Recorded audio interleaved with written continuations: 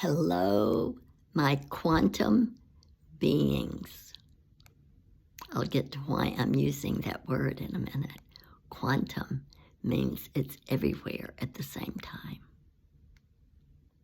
What? Yes. Have y'all been practicing your intuition this last week? You know, when, there's my iPad.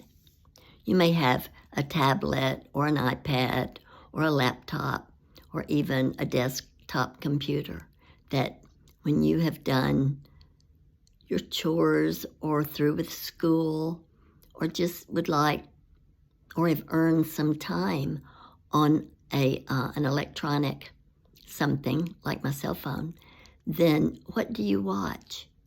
Do you play games? Or do you have any programs that you like?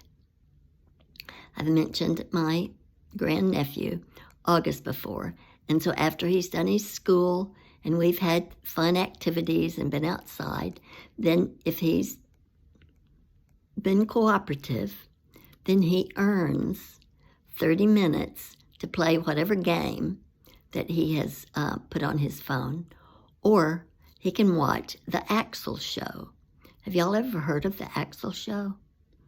It's a father who plans wonderful building activities, adventures. They go on adventures in the woods, and he has bought rats and gerbils and built them little houses. So it's always an adventure. So August and I will watch his dad put on these adventures with Axel and his little sister, River. Sometimes their mom plays as well, but it's a fun show. And he always encourages, use your imagination. And as we talked last week, the using your imagination stimulates your intuition. So there are times if I'm watching a video, an instructional video, or reading a book, I may know ahead of time something I'm going to read, or they're going to say, or we're going to do before it happens. That's intuition. And then when it happens, I'll go, I knew that, or I saw the way it was going to turn out. And that's intuition. And it comes with practice, as I said. So the reason that I talked about iPads and electronics is something Shanaz Soni said. Shanaz is a rocket scientist with NASA up in Huntsville, Alabama. She designs and works on the spaceships, the ones that have been to the moon. Right now she's working on one to go to Mars. And she's written a book, and it's called Quantum Being, a self-sustaining, marvelous human craft. She refers to us and our bodies as a craft, like a rocket. So as we learn about our craft, and that's part of intuition, then our body works best. Sometimes, when I was your age, I would be out, most of the time I've mentioned, up in a tree. I even built me a little place I took a pillow. Sometimes I would spend the day up in a tree, take a nap, just imagining, or in a barn, or at a pond, just laying on the banks of a pond, dreaming, daydreaming, imagining. What I found out, many of the things that I thought,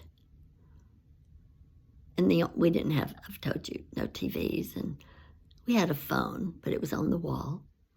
But many things that I heard years later were discovered and were true, where when I was your age, it was said, no, there's no such thing. That's just a myth. But I had heard about them and come to find out it was my intuition.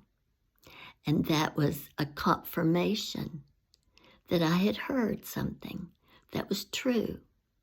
My truth compass led me in a right direction. And it was just with practice. So I call that a download. As I was out laying in the grass, daydreaming, I was getting downloads. And so I'm telling you now, from those downloads, I'm uploading some information to you that I've remembered. And so why Shanez calls us a human craft, a marvelous human craft, is because we don't have to have chips like a computer or my iPad or the cell phone, because our DNA holds all the universal information. All we have to do is just listen, and it's there. So often I know you have known from your heart things that we feel and know in our heart, and things that we see and hear in our head are downloads or uploading from our DNA memories. We are miraculously made. So, what I was going to say about this week is practice your intuition, because you are greater than any rocket ship, because you are a human craft, beautifully and wonderfully made. So practice this week your intuition. This is lesson 2 on intuition, because your intuition is a school of learning to trust yourself, to trust your inner guidance. I love you all.